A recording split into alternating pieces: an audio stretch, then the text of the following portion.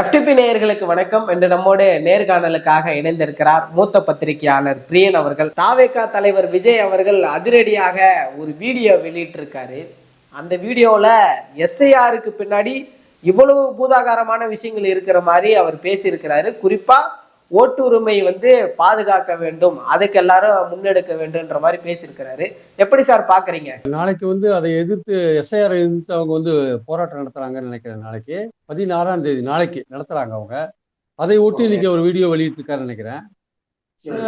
இப்படி எதிர்கட்சிகள் ராகுல் காந்தியிலேருந்து ஆரம்பிச்சு எல்லாருமே என்ன சொல்றாங்க, எஸ்ஐஆர் பாஜக தேர்தல் கமிஷனோட ஒரு கூட்டணி அமைச்சு தனக்கு யார் யார் ஓட்டு போட மாட்டாங்களோ அவங்க ஓட்டெல்லாம் ரிமூவ் பண்றதுக்கான ஒரு முயற்சி தான் அந்த எஸ்ஐஆர்.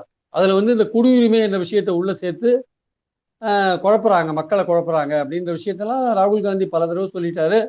பீகார்ல எஸ்ஐஆர் நடந்ததுல எவ்வளவு குழப்பங்கள் இருக்குன்றதை சுப்ரீம் கோர்ட்டு தீர ஆராயல்ன்றதான் என்னுடைய கருத்து. அவர்கள் பல முயற்சிகள் எடுத்தார்கள் சுப்ரீம் கோர்ட். ஆனால் எலெக்ஷன் கமிஷன் கழுவுற மீன்ல நழுவுற மீன் மாதிரி அப்படியே விலாங்கு மீன் மாதிரி நழுவி போயிட்டாங்க. 68 லட்சம் பேரை நீக்கிறதா சொன்னாங்க, அதுல லிஸ்ட்டை கொடுங்கன்னாங்க, கொடுக்கல. அப்புறம் மறுபடியும் 21 லட்சம் பேரை நீக்கிறதா சொன்னாங்க, சேர்த்தாதா சொல்றாங்க, அந்த லிஸ்ட் கொடுங்கன்னா கொடுக்கல. நீக்கிறது எவ்வளவு பேரை மறுபடியும் சேர்த்தீங்கன்னா அதுக்கான லிஸ்ட் கொடுக்கல. எந்த லிஸ்ட்டும் கொடுக்காம பீகார் தேர்தல் அறிவிப்பை வெளியிட்டு அந்த நோட்டிபிகேஷன் வந்த பிறகு அப்படியே ரைஸா எஸ்கேப் ஆயிட்டாங்க. எலெக்ஷன் கோர்ட்டும் அதுக்கு மேல கேட்க முடியல. இப்ப பீகார் எலெக்ஷன் முடிஞ்ச பிறகு என்ன சொல்றாங்க, அங்க எஸ்ஐஆர் நல்லா நடந்தது அப்படின்றாங்க. அங்க எஸ்ஐஆர் உண்மையிலேயே நல்லா நடந்ததா இல்லையான்றது அந்த நீக்கப்பட்ட வாக்காளர்களோட லிஸ்ட்டை பார்த்தாலும் தெரியும். எவ்வளவு பேர் நீக்கிருக்காங்க, செத்தவங்கள தான் நீக்கினாங்களா, இடமா குடிபாரி போறவங்கள தான் நீக்கினாங்களா, இல்ல உண்மையிலேயே அங்க இருக்கிறவங்க நீக்கினாங்களான்றதெல்லாம் அந்த லிஸ்ட்டை பார்த்தா தான் தெரியும். அந்த லிஸ்ட்டை அவங்க இன்னும் எலெக்ஷன் கமிஷன் கொடுக்காதே இருக்காங்க. அதே மாதிரி நீக்கினவங்கள மீண்டும் எவ்வளவு பேரை சேர்த்தாங்க அப்படின்ற விஷயங்களும் கொடுக்காது இருக்காங்க. அதனால அன்லஸ் எலெக்ஷன் கமிஷன் லிஸ்ட்டை முழுசா கொடுத்தாலே தவிர பீகார்ல எஸ்ஐஆர் ஒழுங்கா நடந்தா இல்லையான்றதை நம்ம கன்ஃபார்ம் பண்ண முடியாது. அந்த ஃபார்ம் ஃபில்அப் பண்றதுலேயே ஏகப்பட்ட குழப்பங்கள் இருக்கு. தமிழ்நாட்டில் அந்த ஃபார்ம் ஃபில்அப் பண்றது சாதாரண ஒரு ஆளால முடியாது. எடப்பாடி எஸ்ஐஆர் ஆதரிக்கிறார், அவர்கிட்ட ஒரு ஃபார்மை கொடுத்து ஃபில்அப் பண்ண சொல்லணும். நம்ம அவர் எவ்வளவு நேரம் எடுத்துக்கிறாருன்னு பார்க்கணும். நம்ம அதெல்லாம் ரொம்ப கஷ்டம். சாதாரண ஒரு மலை கிராமங்களில் வசிக்கிற ஒரு ஒரு பழங்குடியினர் அல்லது தலித் காலனியில வசிக்கிற ஒரு பட்டியல் இனத்தவர், இவங்கெல்லாம் படிக்காதவங்கெல்லாம் ஃபில்அப் பண்றது ரொம்ப கஷ்டம். தமிழ்நாட்டில் பார்ட்டி ஆளுங்க ஹெல்ப் பண்ணாலே தவிர ஃபார்மை ஃபில்அப் பண்றது ரொம்ப கஷ்டமான காரியம். அது இந்த ஃபார்மை சரியா ஃபில்அப் பண்ணல, வெறும் பிளாங்க் ஃபார்மா கொடுத்தீங்கன்னா அவங்க நேமை டெலீட் பண்ணிடுவாங்க. அதாவது ஜனநாயகத்துல எவ்வளவு பேரை சேர்க்கணும்னு ஒண்ணு இருக்கு. ஆனா இங்க என்னன்னு பாத்தீங்கன்னா எவ்வளவு பேரை நீக்கலான்ற முயற்சியில தான் பாஜக இறங்கிறத நம்ம பாக்குறோம். பாஜகன்றது நான் சொல்றது தேர்தல் கமிஷன், பாஜக தேர்தல் கமிஷன் மூலமாக இந்த வேலைகளை செய்யறதை நம்ம பாக்குறோம். நம்ம அதனால இந்த விஷயத்துல தாவேகா ரொம்ப கவனம் செலுத்த வேண்டிய அவசியம் இருக்கு. ஏன்னா அந்த தாவேகால பெரும்பாலும் இளைஞர்கள் இருக்காங்க. அவங்க இதுல இருந்தா இந்த ஓட்டர் தீவிர வாக்காளர் திருத்தத்துல எவ்வளவு ஆர்வமா அவங்க செயல்படுறாங்கன்னு தெரியாது. திமுக அதிமுக போன்ற கட்சிகள்லாம் கீழே அடிமட்டத்துல ஆட்கள் வச்சிருக்காங்க, அவங்க செயல்படுறாங்க. வேற தாவேக்காவோட ஆட்கள் செயல்படுறாங்களா இல்லையான்றது நமக்கு தெரியாது. ஸோ அதனால விஜயோடைய அந்த கட்சிக்காரர்கள் அவர்கள் இந்த எஸ்ஐஆரே வேண்டாம்னு சொல்றது போராடுறது வேற விஷயம். அதனால அதை சுப்ரீம் கோர்ட் ஒத்துக்குமா இல்லையான்றது ஒரு கேள்விக்குறியான ஒரு விஷயம். அதனால எஸ்ஐஆர் இருக்கும்பொழுது அது இருந்தால் என்ன பண்ணணுமோ அதை பண்ண வேண்டிய அவசியம் இருக்கு. அதை அவங்க உடனே பண்ணணும். அதாவது எஸ்ஐஆரை வாக்குரிமை விஷயத்துக்காக பயன்படுத்தாம அதை குடியுரிமை சம்பந்தப்பட்டதாகவும் பயன்படுத்துறாங்க. அதுதான் இதுல ஒரு சிக்கலா இருக்கு. நீங்க 87க்கு முன்னாடி பிறந்திருந்தா உங்களுடைய பிறந்த தேதி, பிறந்த சர்டிபிகேட்டு, நீங்க 2002 2005 வாக்காளரா இல்லாட்டி, அது தீவிர திருத்த பட்டியல் அப்போ உங்க பேர் இல்லாட்டி 2005 2002 நீங்க ரொம்ப கஷ்டப்படுவீங்க. 87க்கு முன்னாடி பிறந்திருந்தீங்கன்னா உங்களோட பிறந்த தேதி, பிறந்த இடம் சர்டிபிகேட்டு, 87க்கும் 2004க்கும் நடுவில் பிறந்திருந்தீங்கன்னா உங்க பிறந்த தேதி, உங்க பிறந்த சர்டிபிகேட்டு, உங்க அப்பாவோட பிறந்த தேதி, பிறந்த சர்டிபிகேட்டு, 2004க்கு அப்புறம் பிறந்திருந்தீங்கன்னா உங்க பிறந்த தேதி, பிறந்த சர்டிபிகேட்டு, உங்க அப்பாவோட பிறந்த தேதி, பிறந்த சர்டிபிகேட்டு, உங்க அம்மாவோட பிறந்த தேதி, பிறந்த சர்டிபிகேட். இதெல்லாம் எது கேட்கறாங்க? பிறந்த தேதி, பிறந்த இடம், பிறந்த தேதி, பிறந்த இடம் சர்டிபிகேட். அப்பாது அம்மாது ரெண்டுமே கேட்கறாங்க. எது கேட்கறாங்க? இதெல்லாம் வாக்குரிமைக்கும் அதுக்கு என்ன சம்மந்தம் இருக்கு? பெற்றோர் பிறந்த இடத்துக்கும். ஸோ குடியுரிமையை செக் பண்றாங்க. ஸோ குடியுரிமையை செக் பண்ணும்போது பீகார்ல நாங்க ஊடுருவல்காரர்கள்லாம் செக் பண்ணோம். நாங்க எத்தனை ஊடுருவல்காரர்களை கண்டுபிடிச்சாங்க பீகார்ல? அதை பத்தி எந்த விவரமும் கிடையாது. ஹோல் எக்ஸசைஸே சந்தேகத்துக்குரிய ஒரு எக்ஸசைஸா இருக்கு. அதனால எதிர்க்க வேண்டிய கடமை இருக்கு. எடப்பாடி ஆதரிக்கிறாருன்னா ஒரு பாஜகவுடைய கூட்டணியில இருக்காரு, அவர் ஆதரிக்கிறாரு. ஆனா எதிர்க்க வேண்டிய கட்டாயம் கண்டிப்பா இருக்கு. அது திமுக செய்யறாங்க, திமுக கூட்டணி கட்சிகள் செய்யறாங்க, தாவேகாவும் அது செய்யறாங்க. அதுல இருக்கிற பிரச்சனைகளை உணர்ந்து மக்கள் பிரச்சனை இது. ஆக்சுவலா இது கட்சி பிரச்சனையே கிடையாது, மக்கள் பிரச்சனை. மக்கள் வந்து ஒரு நியாயமான குடிமகன் வந்து நியாயமான ஒரு ஆள் வந்து வாக்காளரா இருக்கணும். அவன் வாக்காளர்ல இருந்து விடுபட்டான்னா அது வந்து ஜனநாயகத்துக்கு பேராபத்து.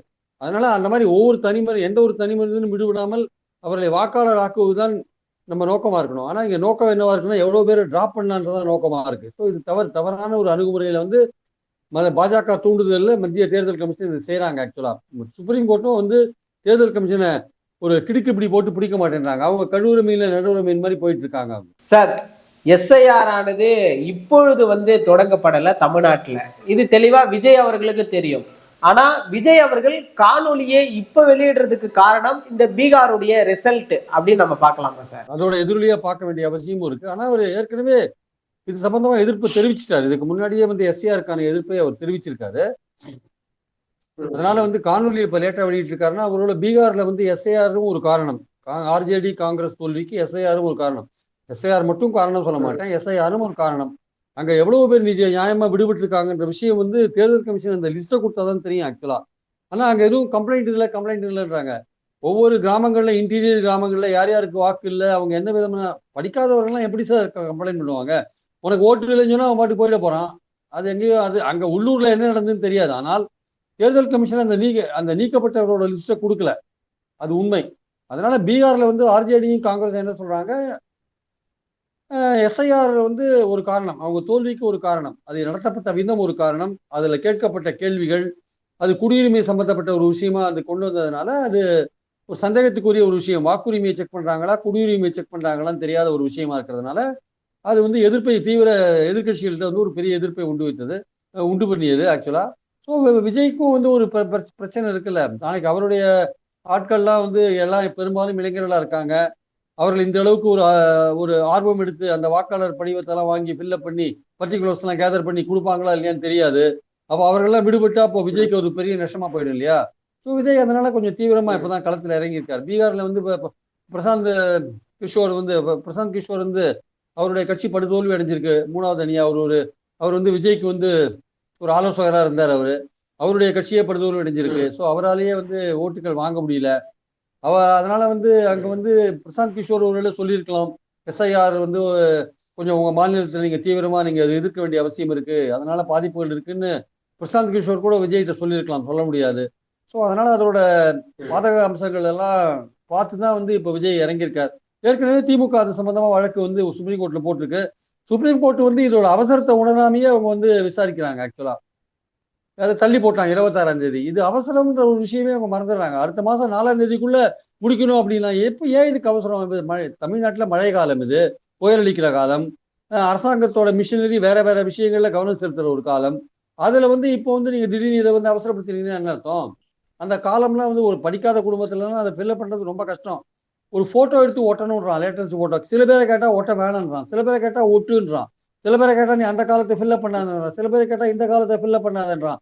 இதுல நீ அடிக்காத எழுதணுன்றான். எவ்வளவு பேர் படிக்காத இருக்கான், தப்பு தப்பா எழுதினா அடிச்சுதான் எழுதுவான். அவன் அடிச்சா பாலத்தை தூக்கி போட்டுருவான்றான். என்னவெல்லாம் சொல்றாங்க சார். பீகார்ல வந்து நான் நிறைய பீகார் பசங்களை தமிழ்நாட்டுல சென்னையில ஒர்க் பண்ற பீகார் பசங்களை கேட்டா, எங்க ஊர்ல எங்க கிராமத்துல எல்லாம் ஃபார்மை கொடுத்துட்டு ஒரு கையெழுத்து மட்டும் போட்டு கொடுக்க சொன்னாங்க சார். நான் கையெழுத்து மட்டும் போட்டு கொடுத்துட்டேன் சார், எதையுமே ஃபில்அப் பண்ணல சார், எங்க ஆட்கள் கொடுத்துட்டாங்க சார், எங்களை சேர்த்துட்டாங்க சார் ஓட்டர் லிஸ்ட்ன்றான். இப்போ பீகாருக்கு ஒரு நீதி, தமிழ்நாட்டுக்கு ஒரு நீதியா? இங்கெல்லாம் கரெக்டா ஃபில்அப் பண்ணி எல்லாம் கரெக்டா பண்ணுவீங்க, பீகார்ல வந்து எதையுமே ஃபில்அப் பண்ணாத கையெழுத்து போட்டு கொடுத்தா வாங்கி பட்டியலில் சேர்த்துருவீங்களா? சேர்க்கறது சேர்க்காதாலும் அதிகாரியோட இஷ்டமா கடைசியில பார்த்தா. அந்த அதிகாரி யாரை சேர்க்கணும் யாரை சேர்க்கக்கூடாதுன்னு எப்படி டிசைட் பண்ணுவான்? பிஜேபிக்கு யார் யார் ஓட்டு போட மாட்டாங்கன்னு பார்த்து அவனெல்லாம் நீக்கிடுவானா? அதனால இதுல நிறைய குழப்பம் இருக்கு சார், நிறைய குழப்பம் இருக்கு. பாஜக கேட்டா அவங்க ஒத்துக்க மாட்டாங்க, மத்திய அரசை கேட்டா பீகார்ல பண்ணிட்டு வருவாங்க. பீகார்ல பண்ணதுலேயே பல குழப்பம் இருக்கு. அதனால விஜய் இப்ப எதிர்க்க வேண்டியது அவசியம். ஏன்னா அவருடைய ஓட் பேங்க் காலியானாலும் ஆயிடும், சொல்ல முடியாது. விஜய் அவர்கள் எதிர்க்கிறார் என்பது வெறும் தேர்தல் ஆணையத்தை மட்டும் அப்படின்னு நம்மளால பார்க்க முடியாது இல்ல சார். இன்னைக்கு காலையில ஒரு அறிக்கை வருது, விஜய் அவர்கள் வந்து தேர்தல் ஆணையம் நடத்தக்கூடிய எந்த கூட்டங்களுக்கும் தாவேகாவிற்கு அழைப்பு தரலன்னு ஒரு அறிக்கை விடுறாரு. உடனே வந்து எஸ்ஐஆர் பற்றி ஒரு வீடியோ வெளியிடுறாரு. இது பாஜகவிற்கான ஒரு எதிர்ப்பாகவும் பார்க்கலாமா சார்? எனக்கு ஒண்ணுதான் புரியல எனக்கு. அதாவது விஜய்க்கு யார் அட்வைஸ் பண்றாங்க, என்ன பண்றாங்கன்னு தெரியல. இன்னைக்கு வந்து சட்டமன்ற தேர்தலாக இருந்தாலும் சரி, அது வந்து நாடாளுமன்ற தேர்தலாக இருந்தாலும் சரி, வேறு எந்த தேர்தலாக இருந்தாலும் சரி, நடத்துறது வந்து பார்த்தீங்கன்னா இந்திய தேர்தல் ஆணையம். இந்திய தேர்தல் ஆணையத்துக்கு தமிழ்நாட்டில் ஒரு அதிகாரி இருக்கார். அவர் வந்து கோட்டையில் உட்காந்துருக்காரு. அர்ச்சனா பட்நாயக்னு சிஇஓ, சீஃப் எலக்ட்ரல் ஆஃபீஸர். ஆனால் இவர் யாருக்கு லெட்டர் எழுதுறாரு பார்த்தீங்கன்னா, இங்கே வந்து கோயம்பேட்டில் இருக்கிற மாநில தேர்தல் ஆணையருக்கு லெட்டர் எழுதுறாரு. மாநில தேர்தல் ஆணையர் வந்து வெறும் உள்ளாட்சி எலெக்ஷன் நடத்துறதுக்கு தான் அவர் இன்சார்ஜ். அவர் ஆக்சுவலா அவருக்கு லெட்டர் எழுதுறாரு. இப்போ இவரோட நோக்கம் என்ன?